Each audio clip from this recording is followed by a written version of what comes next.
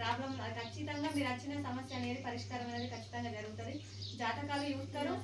మా దగ్గర ఏంటంటే మేడం కొత్తగా మేము స్టార్ట్ చేసినాము మ్యారేజ్ బ్యూరో అని. అన్ని కులాల వాళ్ళకు కూడా మేము సంబంధాలు అనేవి చూడబడుతుంది.